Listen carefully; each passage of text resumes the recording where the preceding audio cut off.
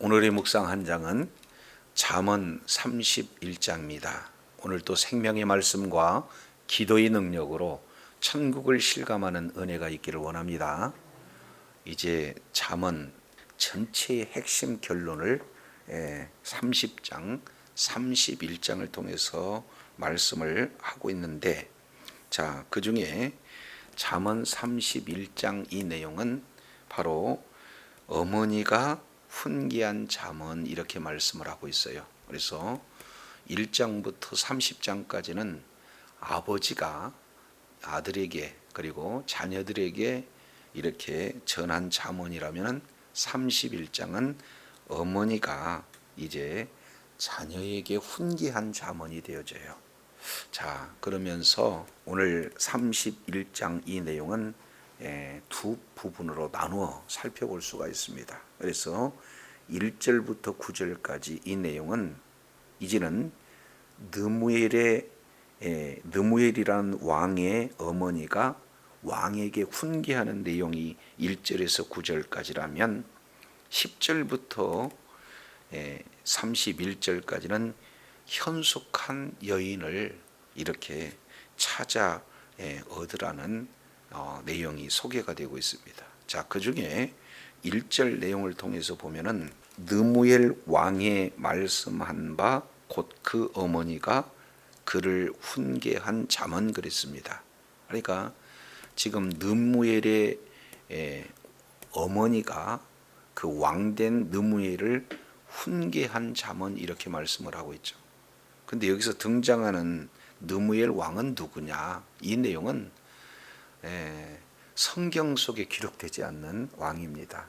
그러니까 북이스라엘과 남유다 왕들 속에서 찾을 수가 없고, 또 이제 인근 바로 주변 국가의 왕들도 없어요.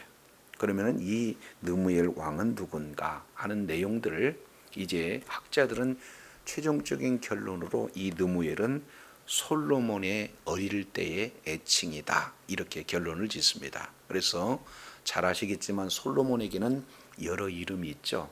첫 번째는 솔로몬이라는 그런 이름.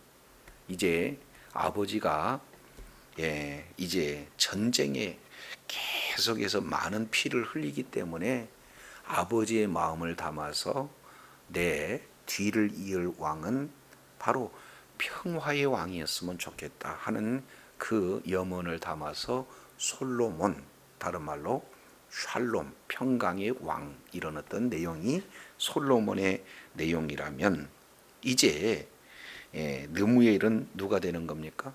어머니의 마음을 이 속에 고스란히 담았어요. 그러면 어머니는 앞으로 내 아들이 왕이 될 텐데 어떤 아들이 됐으면 좋겠는가? 느무엘이라는 이름대로 됐으면 좋겠다. 그러면 여기서 느무엘은 뭘 얘기하느냐? 하나님께 속한 자라는 뜻이에요. 그러니까 무엇보다도 하나님께 속한 자로서의 그런 신앙생활을 했으면 좋겠다.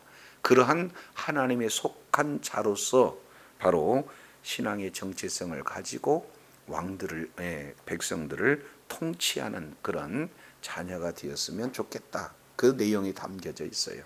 그 외에도 여디디아다, 하나님께 사랑받는 자. 그래서 솔로몬의 여러 이름을 우리가 살펴보는데, 자, 어머니가 이제 자녀를 향한 그런 가장 핵심적인 내용은 하나님께 속한 그런 자가 되어야 되겠다라는 내용들을 지금 말씀을 하고 있습니다.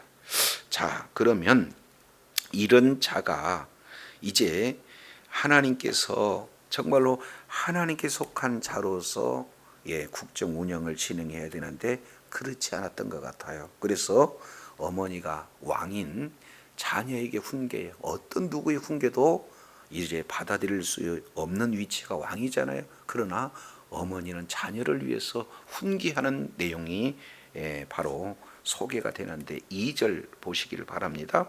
2절 내용을 보면은 반복적으로 소개되고 있어요. 세 가지 내용이 계속해서 반복되죠. 내 아들아, 내 태에서 난 아들아, 서원대로 얻은 내 아들아. 그러니까 아들에 대한 내용을 점칭법을 사용해서 조금 더 구체적으로 표현하죠.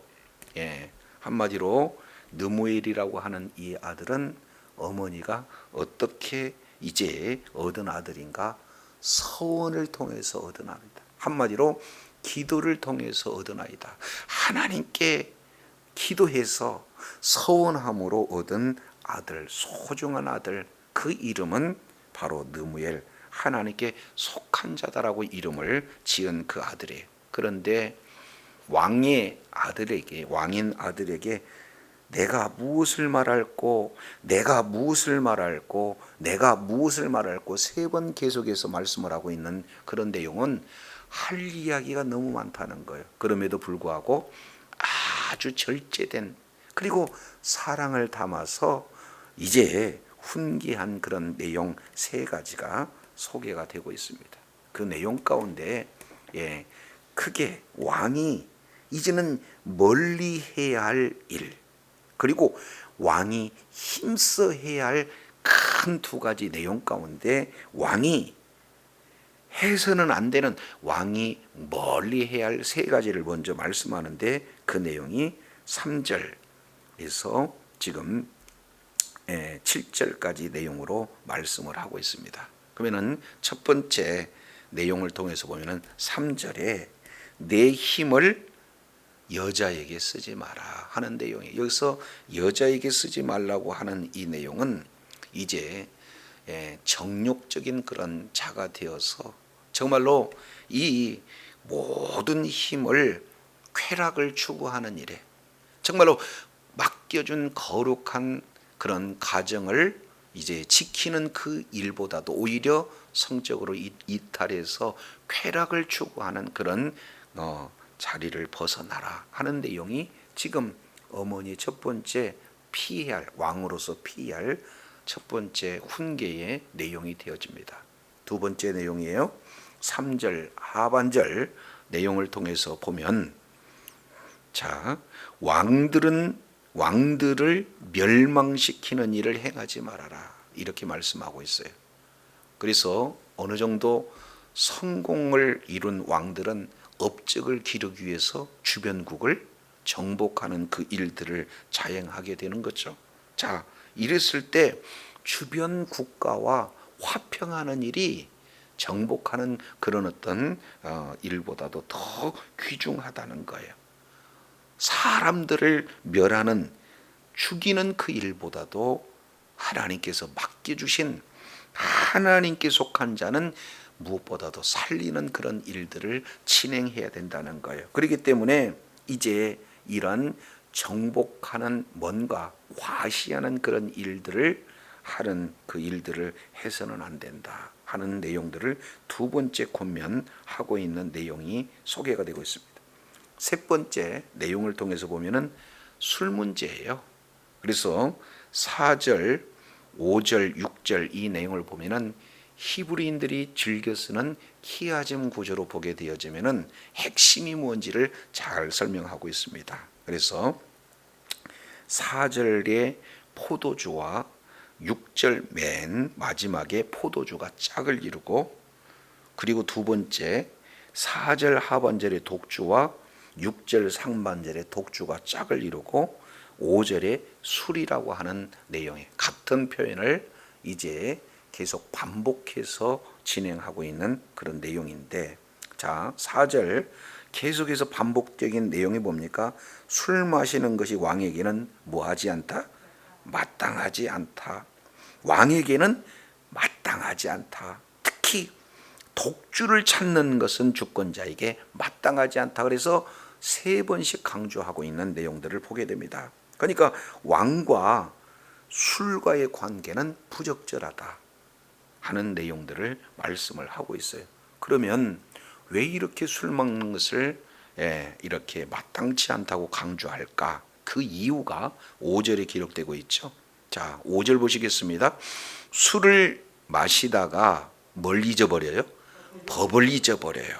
그러니까 왜 술을 마시지 말라고 이렇게 강력하게 권고하고 있는가? 첫 번째 그 이유는 법을 잊어버리기 때문에, 왕은 늘 하나님의 말씀을 가까이 해야, 그리고 그 말씀을 기준으로 말씀으로 통치를 해야 되는데, 술을 먹게 되면은 어떻게 됩니까? 통치의 가장 근간인 하나님의 말씀 법을 잊어버리게 되어진다라는 것을 보게 되어져요. 그래서 신명기 17장 18절 19절 이 내용을 통해서 보면은 왕으로서 해야 할 마땅한 내용들을 말하는데, 그 핵심이 뭐냐? 법이에요, 법. 자, 두 번째 내용을 보면은 5절 하반절에 곤고한 자들을 송사를 뭐 한다는 거예요? 굽게 하기 위해서 그렇습니다. 그러니까 약한 자들을 이제 재판하는 일에 판단력을, 재판할 수 있는 그 분별력을 흐리게 만드는 것이 뭐냐? 술이라는 거예요. 그래서 술을 먹어서는 왕이 술을 가까이 해서는 안 되는 그 이유를 말씀을 하고 있어요. 그렇다면 술은 누구에게 필요한 건가? 6절 독주는 죽게 된 자, 그리고 포도주는 마음에 근심하는 자. 그래서 정말로 그런 자들에게 독주는 한마디로 본다면은 이제 누가복음 10장 34절이나 디모데전서 5장 23절 내용을 통해서 보면은 약으로 쓰이는 거죠. 죽을 자에게 약으로 써라. 그리고 이제 심한 그런 고통을 이렇게 어찌할 수 없는 그런 마취제로서의 그런 어떤 내용들을 써라 하는 내용들을 보게 됩니다. 그러면은 7절 그런 자는 이제는 그 빈궁을 잊어버려요. 일시적인 위로를 받는다는 거예요. 그리고 고통을 기억하지 않는다, 이 말씀을 하고 있습니다. 자, 그러면은 왕이 멀리해야 할 이 세 가지, 쾌락 문제, 아니면은 정복에 대한 화시 문제, 그리고 또 술 문제, 이 내용뿐만 아니라 그렇다면 적극적으로 왕이 힘써야 할 내용이 뭔가 하는 내용이 뒤에 이렇게 기록하고 있어요. 세 가지 내용이죠. 첫 번째 31장 8절 내용을 보면은 너는 말 못하는 자와 또 모든 고독한 자의 송사를 위하여 뭐를 열어라? 입을 열어라. 정말로 왕은 가지고 있는 그런 권세와 그런 통치 철학의 첫 번째 둬야 할 대목이 뭐냐?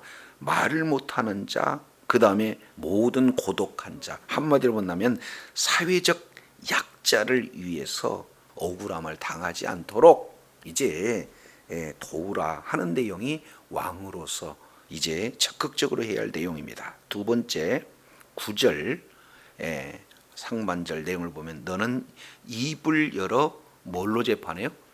공의로 재판해요. 그러니까 이게 하나님의 성품이에요. 하나님의 통치 내용이 되어집니다. 공의로 재판을 해야 된다.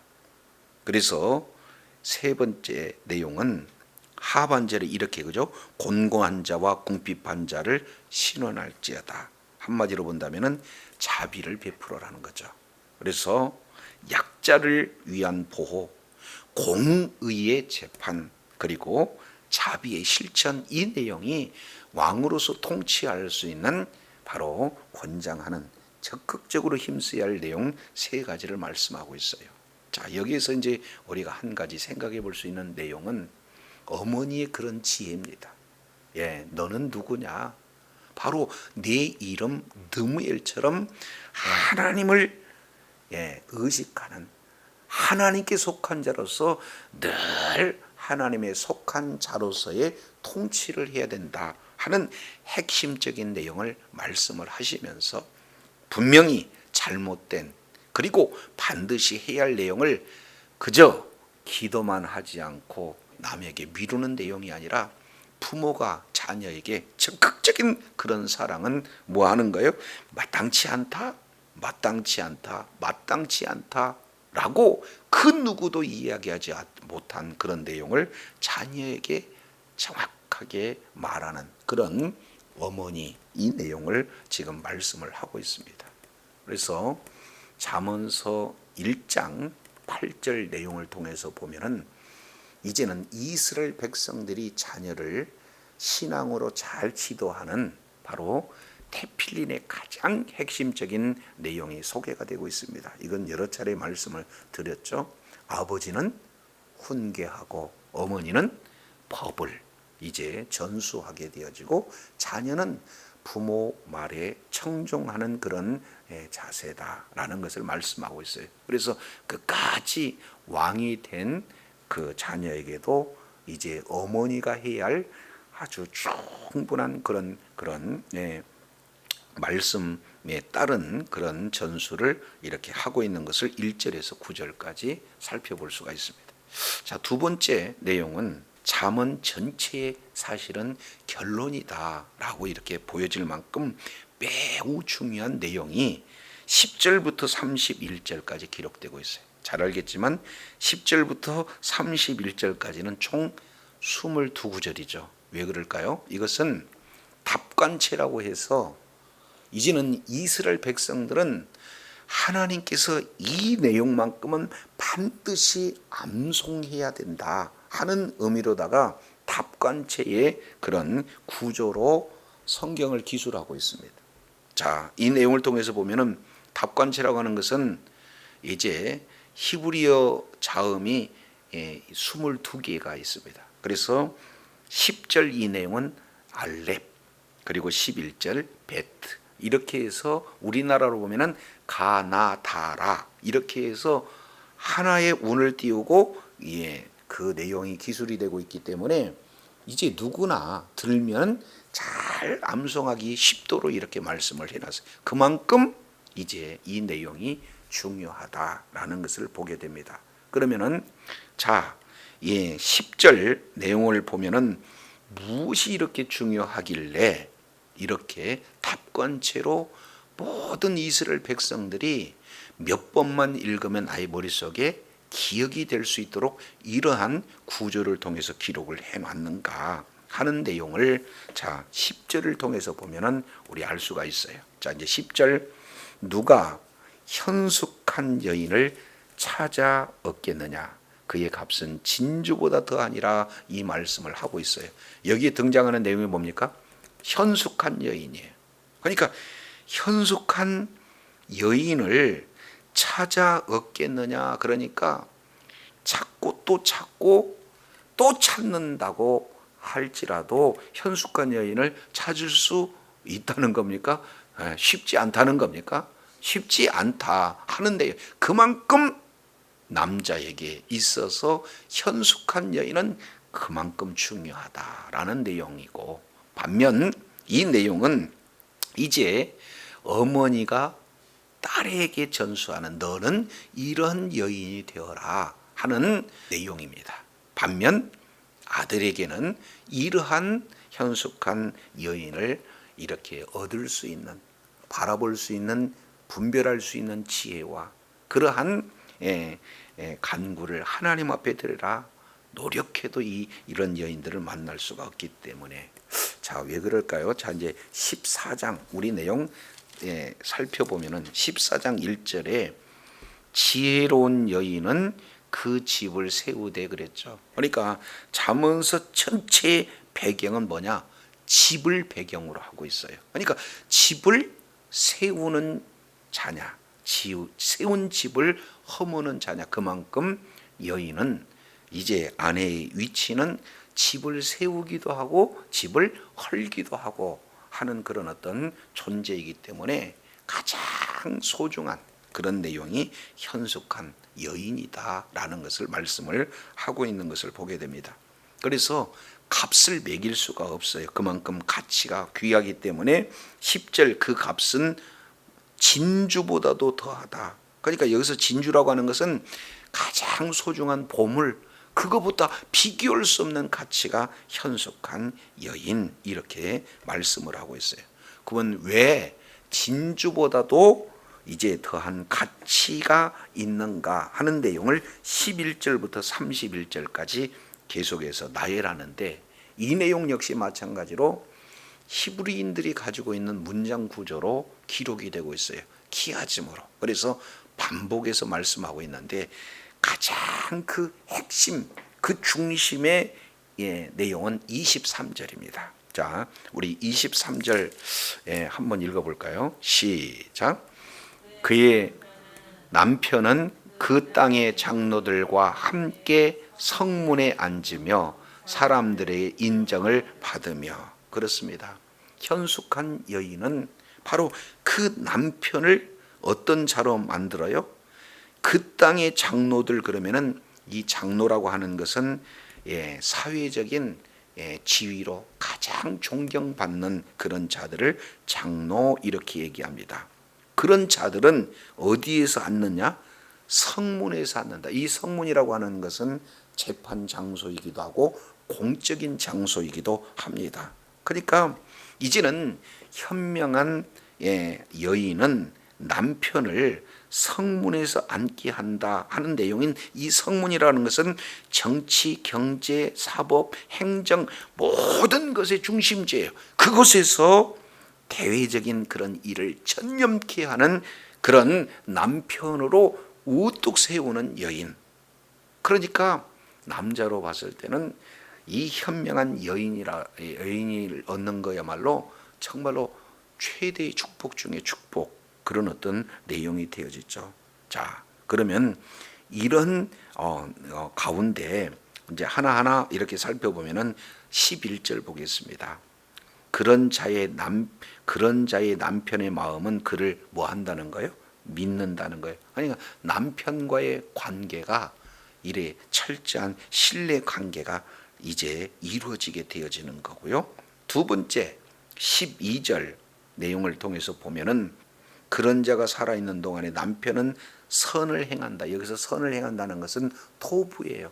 그러니까 하나님께서 창조하신 모든 피조물을 보고 평가가 뭐냐면 보시기에 좋았다, 보시기에 선하다, 보시기에 이제 온전하다. 그런 내용이 바로 토부라는 뜻이죠. 그러니까 이제 남편에게 선을 행한다 그러면 남편이 행하는 모든 것을 어떻게 봐요?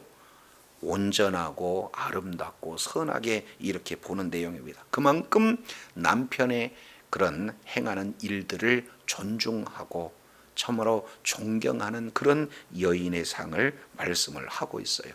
그러면은 가정에서나 삶의 현장에서 그러면은 이 여인의 어떠한 역할이 그렇게 빛날까? 자, 13절 내용을 통해서 보면은 부지런하게 일한다는 거예요. 어떻게 부지런하게 일하느냐? 자, 15절 밤이 새기 전에 일어납니다.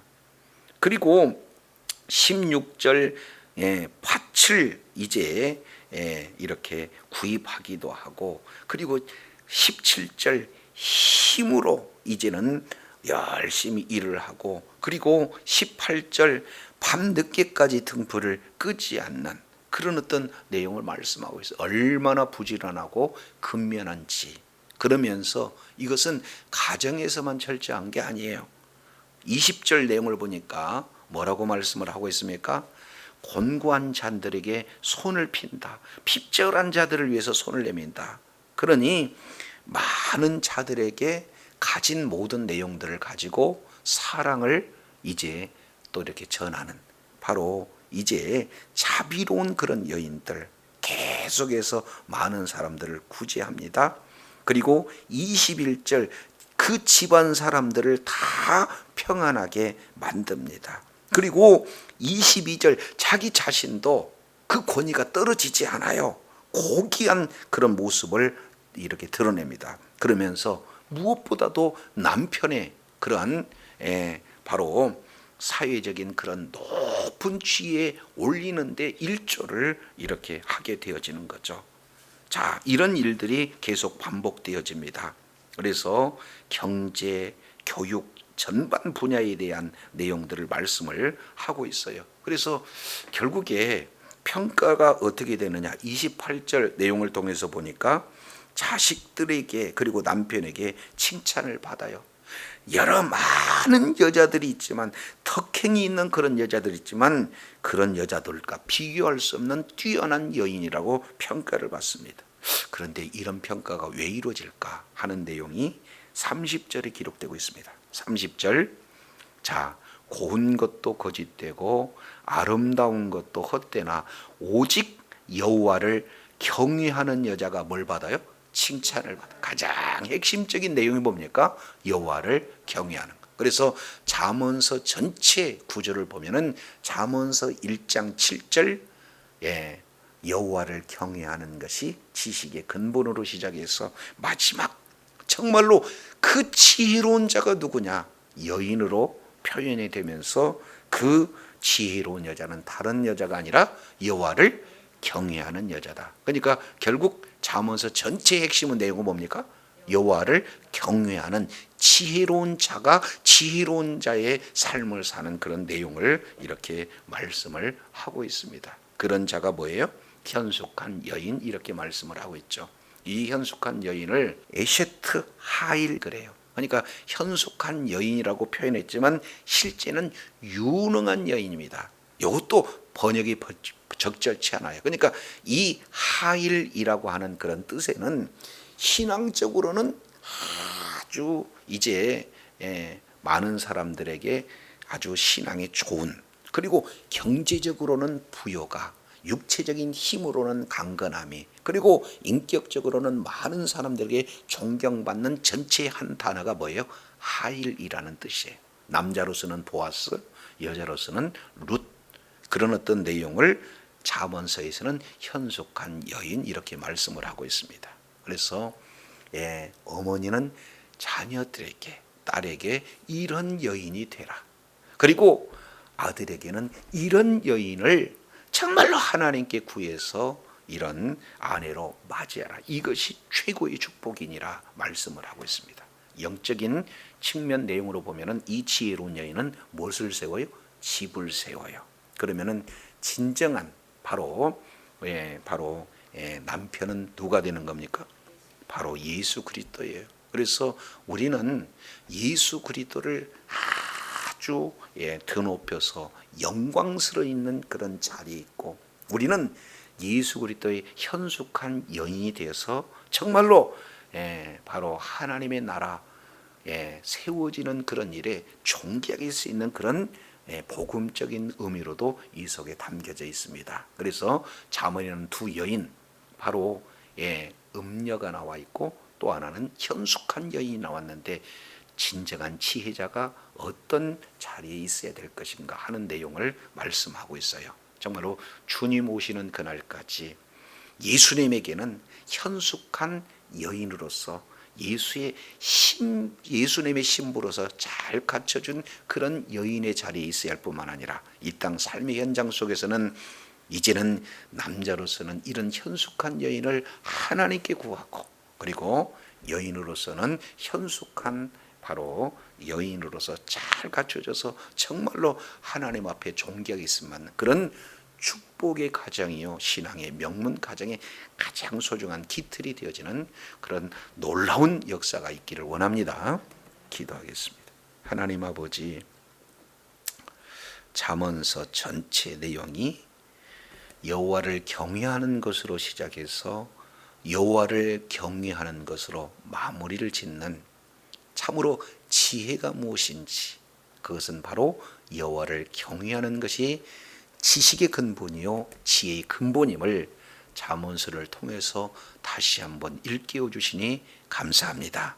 이제 두 여인의 그런 어떤 바로 미혹하는 음녀의 그런 속한 자도 있지만, 정말로 집을 세우며 남편과 가정과 그리고 온 사회에 덕이 되어지고 빛을 발하는 현숙한 여인, 이런 내용에 정말로 어떤 여인의 자리에 있어야 될 건가, 어떤 여인을 현숙한 여인을 아내로 취할 것인가 하는 내용 가운데 참으로 지혜자가 바로 이런 여인을 분별할 수 있고, 또 지혜자가 이런 여인을 구할 수 있고, 또 이런 지혜자가 정말로 집을 함께 더불어 세워나가 하나님의 영광을 올려드릴 수 있는 그런 자리에 있음을 다시 한번 일깨워 주셨사온즉, 바로 지혜로운 여인의 자리에 있어서 우리 주님을 기쁘게 하고 정말로 주님께 영광 돌리는 주의 사랑하는 자녀들 다 되게 하여 주옵소서. 예수 그리스도 이름으로 기도드립니다. 아멘.